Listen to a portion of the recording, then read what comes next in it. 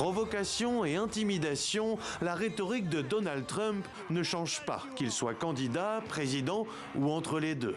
Ses cibles, à l'inverse, sont nombreuses et variées. La dernière en date, le Panama et son canal, que le républicain a menacé de reprendre.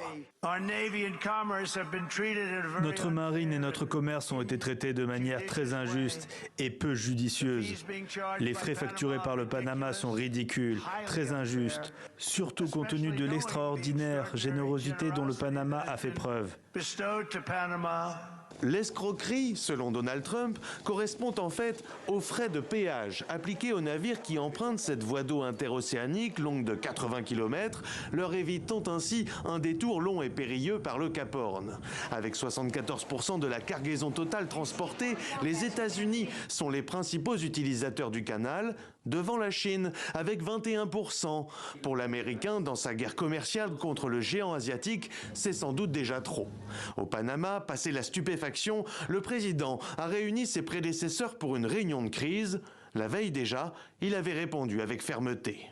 Le canal n'est contrôlé directement ou indirectement ni par la Chine, ni par la communauté européenne, ni par les États-Unis, ni toute autre puissance.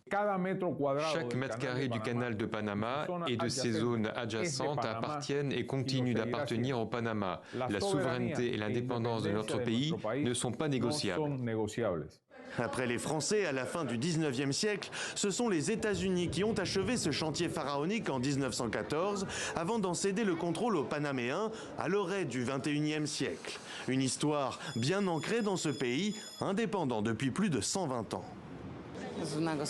C'est une déclaration d'une personne totalement déséquilibrée parce que le canal est panaméen et que les États-Unis l'ont suffisamment utilisé pendant les années où le canal était sous leur contrôle.